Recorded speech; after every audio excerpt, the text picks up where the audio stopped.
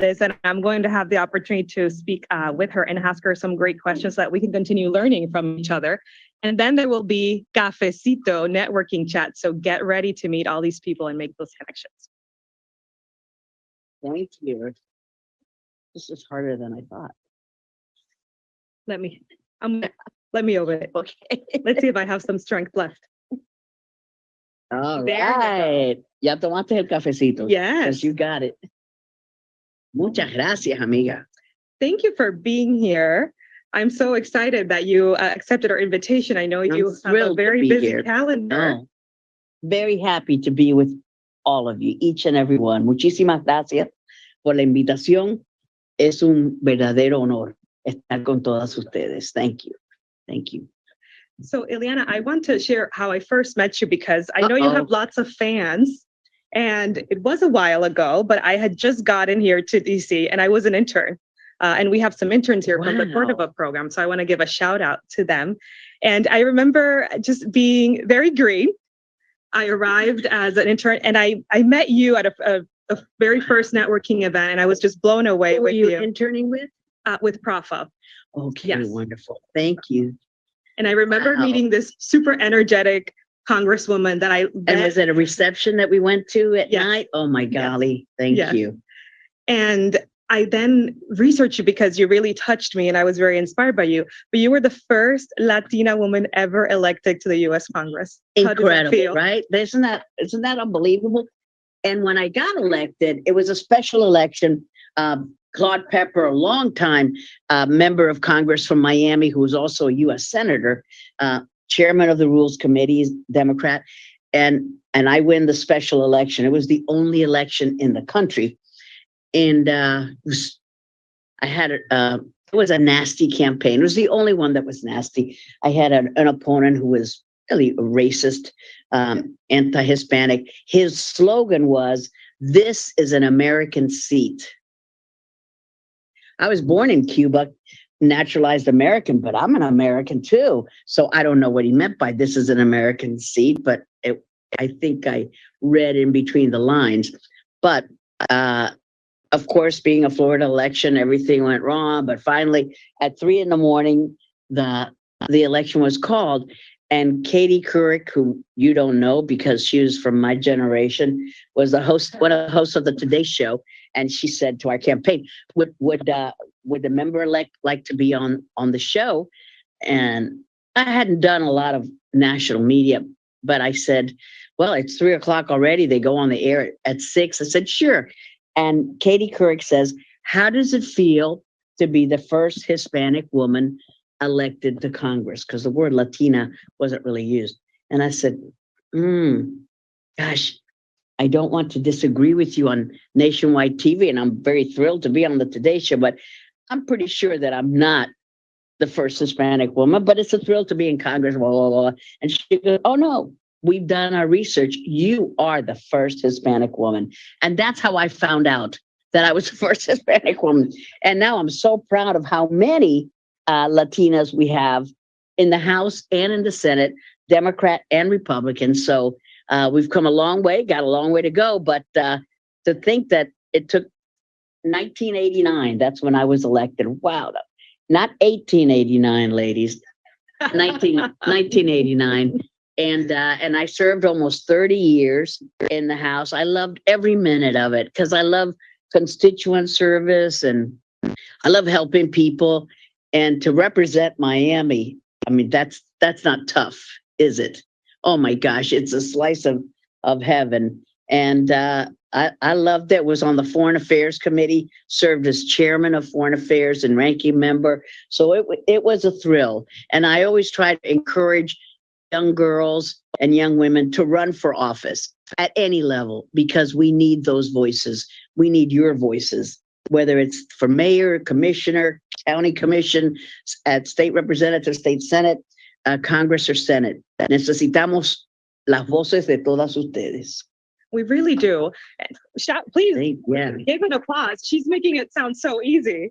Let me ask you something, because so many women do want to run for office, but a lot of times they don't. Can you share about the challenges that you first experienced when you were thinking of it? That is an excellent question, because I don't come from a a family of elected officials. No one in my family had ever run before.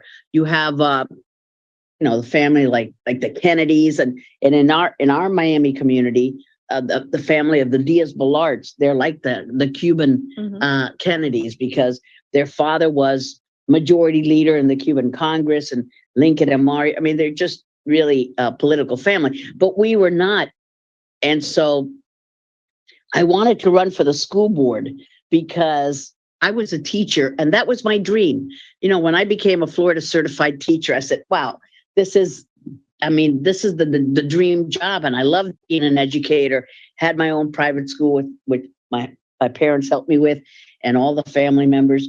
And then I got to help Maria y Jose y Pedro. My school was in Hialeah, a working class neighborhood of Miami. And somebody said to me, rather than help Maria, Jose, y Pedro, you could run for office and establish the policy so that those folks, those parents in your school would not have to struggle so hard to figure out all of their problems. And I said, well, how do you do that? She go, well, you run for office. And I had no idea how to run for office. So I'm a Republican. So we saw my father, who was my campaign manager. This was a very grassroots campaign. And we saw that the GOP was having a candidate training session a weekend in Orlando. Nice reason to go to Orlando. My dad went to campaign management school, and I went to candidate training school. And if you see our first brochure, when I ran for state house, I didn't run for the school board because it was countywide and it was partisan. And at that time, it was too difficult to get elected as a Republican and Hispanic back in the day. Now it's a lot easier. But my brochure looks exactly like the brochure that they gave us as a sample. I mean, the words are all different, but I mean, the layout, because we thought, okay, this is a campaign brochure. I mean, you ladies are probably well versed about campaigns, but that was a foreign world to me. And so I became a very good candidate because I followed what they said to do. I was always a good student at school, so this was a candidate school. I did what they said. Knock on 15 doors every day. We did that. Make 10 cold fundraising calls every day. We did that. So we did everything by the book, and it was a really grassroots campaign. And you don't need a lot of money if you're disciplined, you've got a good message, if people see you as an honest person who's going to help them with their problems, and that you're not doing it to, become famous. You're doing it to help your community. So I know that you're thinking it takes a lot of money to run for Congress. Sadly, that is true. That is a big change from when I started in 1982 to the State House, 1986 to the State Senate, and 1989 to Congress. Now it's very expensive, but you have seen people get elected with very little money. So it depends on your message. It depends on how you connect with people. You can really, I recommend that you start not at the congressional level because it's just a little bit tougher, but you are all involved in your community. Otherwise, you wouldn't have been invited. You're here because you care. So you already have half la mitad de la tarea ya está hecha por ustedes, because you're involved and you want to help other people. And then the next thing is work hard. And then you do have to make a lot of fundraising calls. I didn't even mind that. You talk to people, and I'm kind of a people person, so I didn't mind it. And then every year it got easier. So by the time that I ran for Congress, I had already been State House and State Senate, and I was pretty good at doing what you need to do. I know people like to say that they don't like fundraising, but look, at a fundraising party, it's a cocktail. They're serving you mojitos. You get to have finger food, which is my basic food group, and then people give you contributions. What's not to like? So I like everything about being a member of Congress, even the dreaded fundraising. So so come at this with a servant's heart to help others, and everything else will sort itself out. I found that to be true. I also got to meet my husband at the state house level, and we've been married now 40 years. So there's a lot of fringe benefits to politics. You never know. I love it. I love it. So those are great tips. So you had a lot of historic firsts. I did. It's extraordinary. But then you managed to, when I was rereading your bio a few weeks ago, I saw that you were at a point that people weren't even running against you. For a few times, this was unheard of.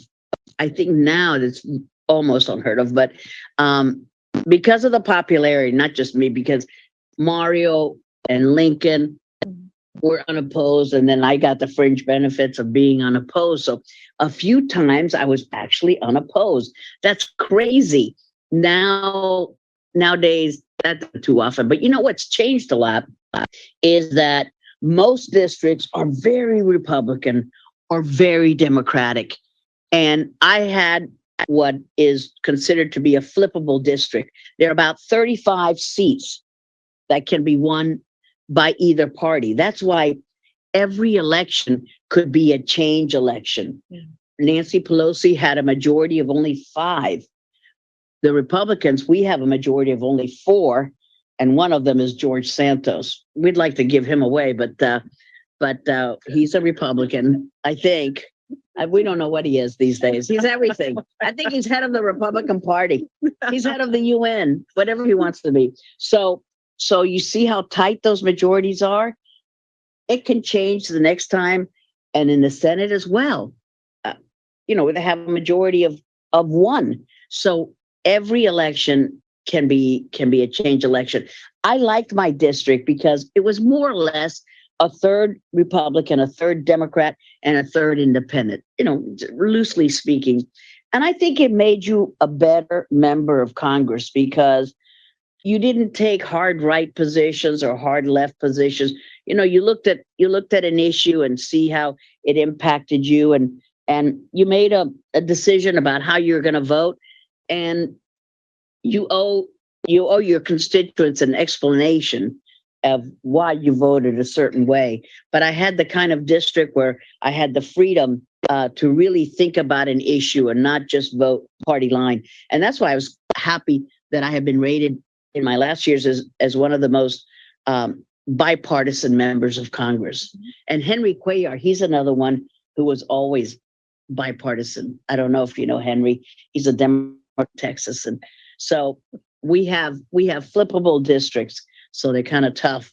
But when I retired from Congress, my district went Democratic with Donna Shalala, and then she was defeated by the current office holder, Maria Elvira Salazar. Mm-hmm. So it can change, and there are lots of seats around there for all of you ladies. So think about it. Listen up now. Yeah. So Ileana, 30 years is a long time. How did you continue growing? Ever evolving? You mentioned the variation in the districts.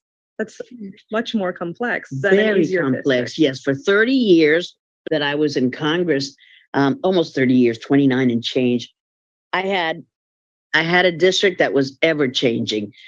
When I first got elected, it was, I know that this is not a great term to use, but Anglo. It was a very Anglo district, very not really a traditional Hispanic district.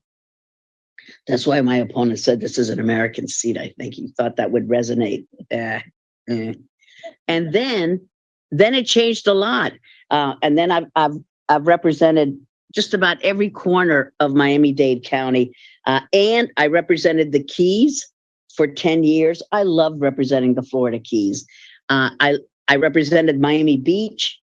Certain parts of the district remained with me no matter how they drew the district lines. And, we don't draw the lines. They're drawn by others.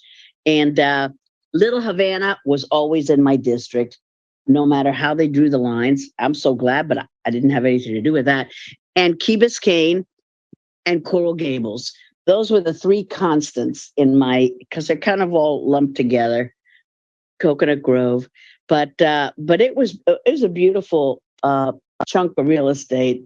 I represented very wealthy areas like Fisher Island. You know, that's when you take your car on a ferry to take you to your luxurious home or apartment. And I represented Hialeah and East Little Havana, you know, really an under socioeconomic level communities. So I think it makes you a better member of Congress because you don't represent just a homogeneous group. You represent a very heterogeneous community. And I enjoyed it. I really liked it. And I hope that Maria Elvira does as wonderful a job as she's been doing, and she'll be there for a long time. And, you know, just go out there and vote, whether you're Democrat, Republican, Independent, whatever you are, vote, vote, vote. It's important to encourage all Latinas to vote. And I hope that you run for office again. Also, hey, how are you? Is this George Laws Garcia? What are you doing? Hello, George. I'll be in Puerto Rico on Friday, and I'll be seeing George there. What? Have you been here the whole time? Yes. He's wonderful. Thank you, George. So, Jose, I say hello. George is stellar. So I interned for George when I met you, and then I interned for you. Ay, qué pena. You know, I've had so many interns, and we like to give all young people an opportunity to intern because then it's a good resume builder line. And so we always say yes, yes, yes. But it's hard for me to have kept track because there were a lot of interns, right? Yes. Yeah, yes. We had like 17 interns every day, and it was hard to find something for them to do. We'd send them to committee hearings, and you would write up what's been going on. I knew so much about Congress because of my interns. They fanned out everywhere, the Senate and the House. I knew everything that was going on thanks to the memos that you wrote. No, and that opportunity was life-changing for me. Wow. I learned about policy. I was one of the few Spanish speakers, and I learned how to make Cuban coffee. That's a requirement. Eso es un requisito. La primera semana y con espumita. Yes. Yes, it was wonderful. It gave me a lot of trouble at the beginning, but now we have our own coffee company. Oh, right. So now, Puerto Rican coffee, though. We're trying to make it up to the level. Was that the one where somebody was saying was holding it up? And Cafe right. Yeah, so you see, that's all of the many contributions that you've had. Great. Well, thank you. Thank you. So if you want to intern, go to the Hill, and they're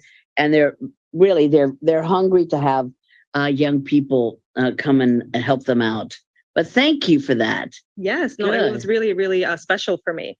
And you were at the time, and you were the chair of the Foreign Affairs Committee. So you were doing incredible work. I still can't believe that. And they've got this beautiful portrait of me in the Foreign Affairs room. And then when I die, but I have to die, I will have a portrait in the Capitol because I'm the first Latina. They have these beautiful. Oh, I know. I won't have anything to do with it. But have you been there when there's this great? I think it's the best portrait. It's a painting of Shirley Chisholm, the first Black woman in Congress, and it's right there in the Capitol. And she's like this, won't be bossed and won't be bought.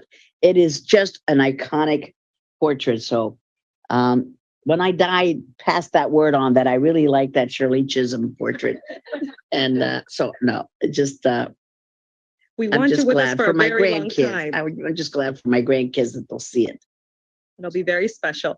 And, you had this really important role as a congresswoman and chairing the Foreign Affairs Committee. You were a true friend for Puerto Rico. I remember you without really having the obligation, really going the extra mile for us. What led you to do that? Bueno, como dijo nuestro apóstol José Martí, he said about Puerto Rico and Cuba are one bird with two wings. And Puerto Rico has always been very special to me. And I'm a statehood supporter, but I recognize that not everybody is. And I believe that Jennifer Gonzalez Colon has been doing an amazing job as a resident commissioner. I don't know how those resident commissioners can represent so many people and help them with their problems with Social Security and Veterans Affairs. And when speaking of Veterans Affairs, Puerto Ricans per capita have more volunteers in our armed forces than any other group, and that's something that's just amazing.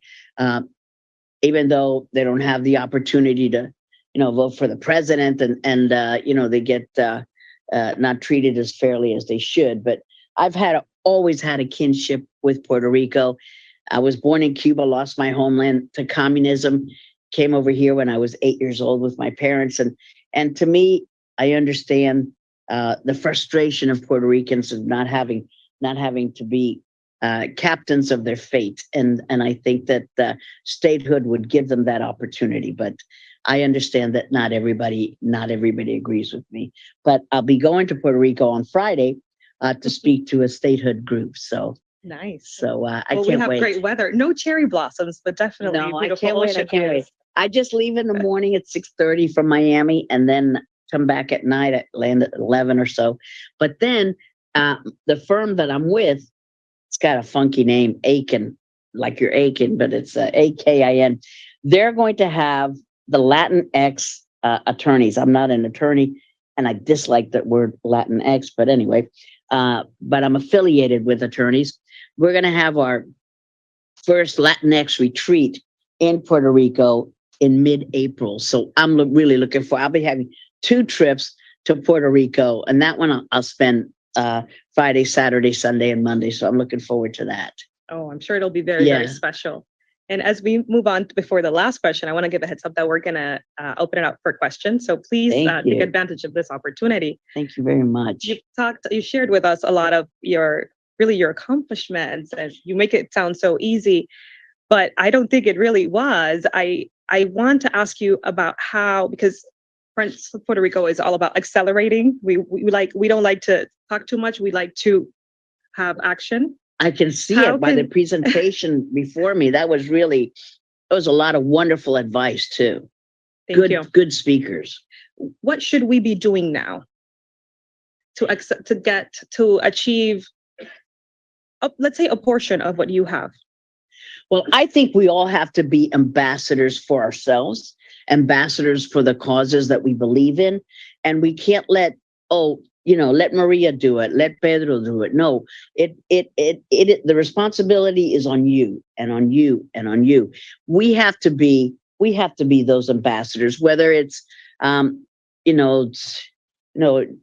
marriage equality, whether it's better pay that one of the speakers talked about, whether it's better daycare options for working moms, whatever it is, you can really change people's minds. You never know who's sitting next to you on the metro, on the plane, and tell them, if you're from Puerto Rico, tell them, have you been to Puerto Rico? And just give them some fun fact about Puerto Rico, and that'll start the conversation going. So I never hesitate to tell people around me about what I'm doing, and it's not to brag. It's just then you hear about what they're doing, and you grow, and you become more knowledgeable. So I think sharing a piece of yourself with those around us makes you grow as a person. It gets you a lot of education. And people want to talk about themselves, right? Don't you find that to be true? We're not just talking about ourselves. People want to tell you what's happening in their lives, and they want to show you a picture of your grandkids. I got a couple of pictures I can show you. We've got 9 grandkids, so we're very happy. And 6 of them live right across the street. Ay, Dios mío, 6. And then 3 of them live just about 10 minutes away from us. So we're very happy. And so far, so good. God has been very kind to me and to my family. And we pray that he continues to bestow all kinds of goodness to us. And I wish you all good things from our Lord. Thank you. Thank you. Unas bendiciones de nuestro Señor, y le deseo a todos ustedes un éxito en todo lo que están haciendo. You deserve lots of success. So I know we have questions probably online and from this in-person room. Who would like to get started? You can raise your hand. I know It somebody can will be on bring up mic. anything. It doesn't have to be about anything that I talked Yes, about. wonderful. Maria Cristina. Maria Cristina, what a beautiful name. Congressman, wonderful to hear from you. I'm one of the women who observed you from afar when you were in Congress, and I had several friends work for you, and so I know the good work that you did. Thank Always firm, but very practical. Those were probably the two words that come to mind when I think of you. you. When you think about the upcoming election, can you talk about one or two issues that the Hispanic community can rally around and advocate for, regardless of party? Right? What are the one or two issues that it doesn't matter whether you're a Republican or a Democrat that are really important to our community? Thank you so much. That is an awesome question. You know, I would say, first of all, I'm a proud Republican, but I don't like the tone of the rhetoric sometimes that you hear in the House from both parties.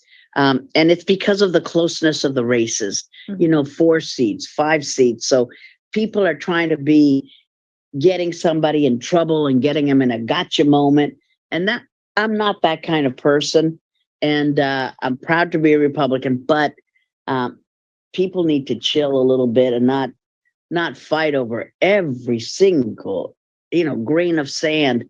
I always say when people ask me if I miss Congress, I don't miss the circus, but I miss the clowns. Because I serve with great people. I go and play, but they're wonderful people, Democrats and Republicans, but there's so much that we can do as a community. And I think educational opportunities and economic opportunities are the two issues. Being a former Florida certified teacher, I believe in the power of education to lift all boats. So I think having more scholarships available to all students, not just Hispanic students, but we are an underserved community. There's no doubt. And my alma mater is right here in this building. Florida International University has an office there. I have an AA degree from Miami-Dade Junior College then, and then a bachelor's and a master's from FIU, and a doctorate in education from the University of Miami. Okay. But so educational opportunities are very important. More scholarships. I think that we need to offer more financial aid, especially to Latino students. And then employment opportunities. Sometimes it's still a good old boy network where if you're in the country club, you hear about an opening here. You know, AT&T is hiring, and I'm just using that as an example. AT&T is a wonderful organization, but sometimes if you're not in the country club, you won't know that opportunity exists. So a little more even-handed about finding out about employment opportunities and promotions for Hispanics, being able to serve on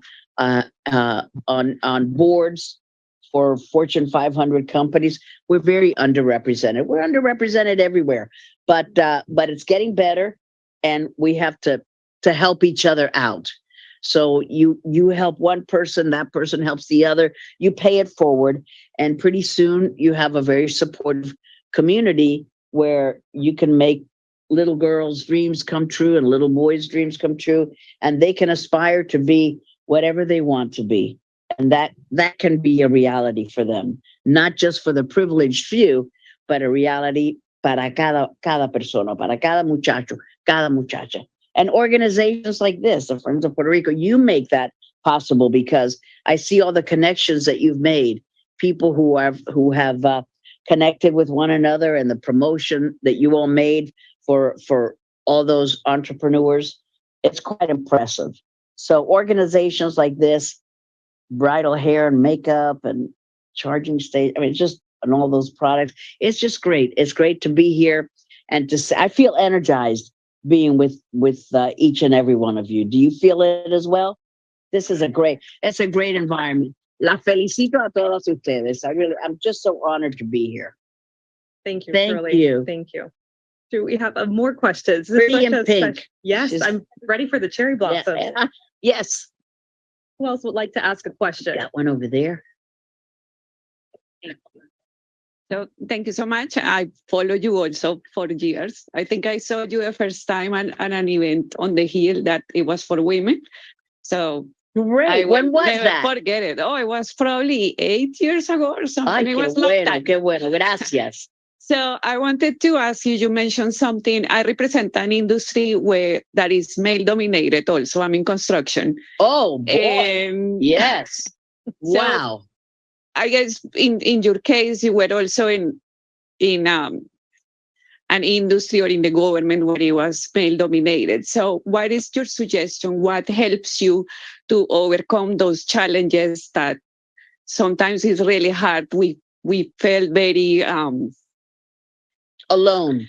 Yes. So Yes. what is your message for? You're orphaned.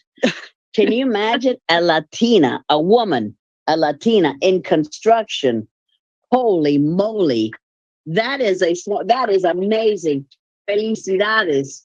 Congratulations for being gutsy enough to venture into that enterprise. And I would say to highlight that to make you stand out from everybody else. But of course, what's going to get you jobs is not just your gender or your ethnicity. It's the kind of job that you do.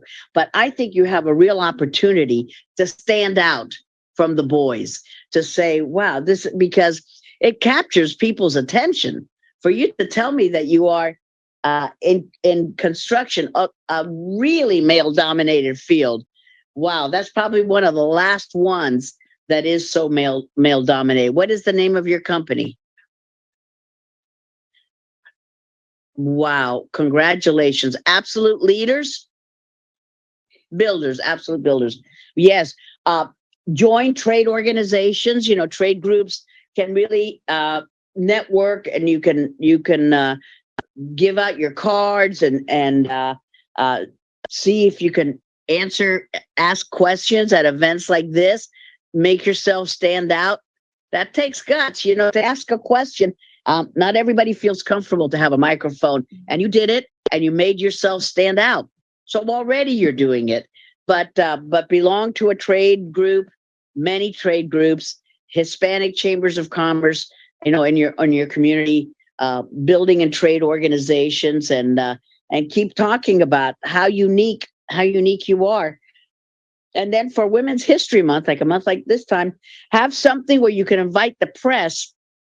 Have little shovels and hard hats, and invite a group of Girl Scouts to come and tour a building site that's safe, and get the media to come and follow you around.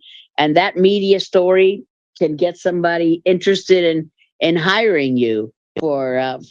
And do you do residences, or do you do commercial?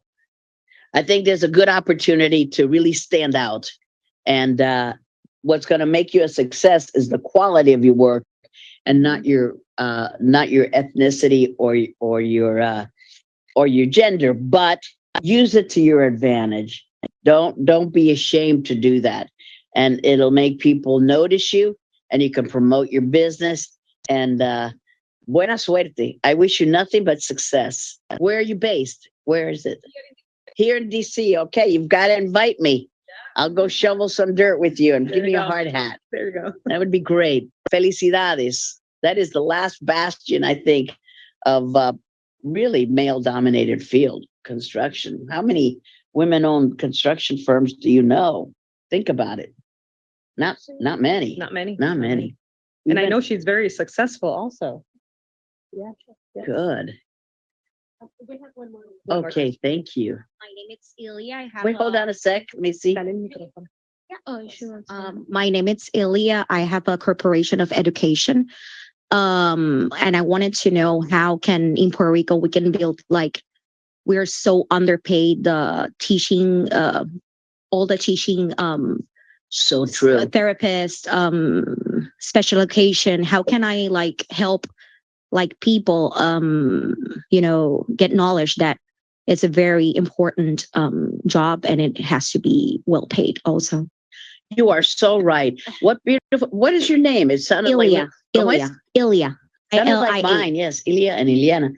You are so right. How can a job that is so fundamental to molding the next generation of leaders pay so little? I mean, you say, a nurse is paid well, it's a tough job, but at least the pay there is even better and getting better every time. And with COVID, we really saw how important the healthcare field is. Yet for teachers, and also teachers assistants and teacher aides, it is so badly paid for the kind of outsized role you have, the kind of impact you have on a child's life. And even college professors, when you start at the community college level, they get a lot of adjunct professors, and they pay them very little. So whether it's pre-K, which they pay dirt to preschool teachers, to all the way to community college level, it is an underpaid profession that has an outsized, profound impact on our next generation. And asking a question wherever you go, telling people about it, and bugging your legislators to say, no, this can't go on. Where you have a bake sale so that you can buy little things for your classroom. Oh my gosh. And then it depends on your zip code. If you happen to live in a nice neighborhood, then you get a school that has better school supplies. If you live in a neighborhood where it's a lower socioeconomic level, you have to really work hard to make sure that your kids have all the tools that they need. So education can be the great equalizer for American society, but we need to pay teachers more, and we need to pay paraprofessionals more. And you just got to keep on your school board at the local level and at the federal level, even though schools that's directed by the locals. But so often the pay is done by the state legislature. So, and more professional development, right? To give you the opportunity to get your teaching certificate and not have you be in debt for years, and more scholarship opportunities, and get certified in other fields. And teachers want to learn more about how they can do a good job. Teachers are so involved in their community, and we need to do better. We just need to do better. You are doing God's work on earth to be a teacher. You influence, for good or bad, so many young people, and you have a profound impact on a child's life. So congratulations for choosing such a noble profession. Thank you. Thank you for that great advice. I know we have an additional question. Okay. Here in front. Very quick. Thank you so much for these spaces. I really appreciate the spaces when it's helped to uplifting women, Thank you. So Yes. my name is Catherine. I moved 1 year ago to USA. I used to work in Latin America, support women to running for political campaigns and to run for offices in That's Latin what you America. did? In Latin America? Yes, I'm a political Wow. consultant, and my area is digital media and everything related with digital.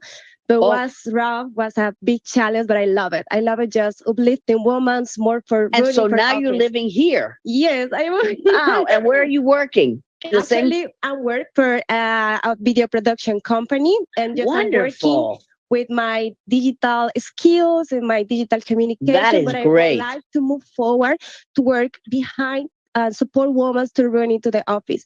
And I would like to Amazing. ask you, because you are the perfect woman for Yes. advise me, how do you see this path for political advisors, women, just support women Yes. to run Well, for congratulations for picking a wonderful cause to encourage more women to run, to help them in running, fundraise for them, give them the materials they need to become knowledgeable on the issues, the deficit, the debt, whatever it is, foreign affairs. And you are an expert in digital media. My gosh, If I order an Uber, I feel like I'm Mark Zuckerberg. I am not very good with modern media. You can teach an old dog new tricks, but I just need to be more open to it. And I find that that's a real challenge for me. But you combine two great things, empowering women to run for office, especially Latino women. And you did it in Latin America. Oh my gosh, that is a real challenge. And that you are knowledgeable on modern media. Wow, you are a powerful lady. You have great skills. You have great talents. And I hope that you put it to good use, because who doesn't want to be better with media? We all do. I mean, you're not as low level as I am, but everybody, even if they're very good with media, you can always learn new things. And to use that to channel into the women's empowerment, into public office, that is a great combination. So I wish you much success, and keep at it. You can really make a real impact and a real change in American society. So welcome to the United States, and put your power to use here. I will be working, just try to figure out what is the way. But yes, I'm away. So yes, and go to events like this, and you become aware of, oh, this one is in media, and this one is in politics, and soon you will be very much a part of this community. But groups like this, Metro Women's Business Leadership Summit, it's a lot of words, but there's a lot of power in this room. So good for you for asking the question, and good for what you're doing. Congratulations. Felicidades, amiga. ¿Cuál es su nombre? Catherine Mora. Catherine Mora. Gracias. Felicidades. The power of relationships. Yes, it's so all about this, and this is a relationship town. Yes. Yes. Ileana, we can't thank you enough for spending time with us. We wish you a wonderful time in Puerto Rico. Thank you. Lots of piña coladas expecting I'm you. there to work, but the second trip, I'll have some piña coladas. Wonderful. Or mojitos. Well, thank you Gracias. again. We're going to give you a round of applause. Gracias por todo. Pero I'm very happy. Thank you for being a wonderful audience. I really enjoyed my time, and invite me el próximo año. Gracias. Así será. Así será. Gracias. We're going to take your word. Friends of Puerto Rico.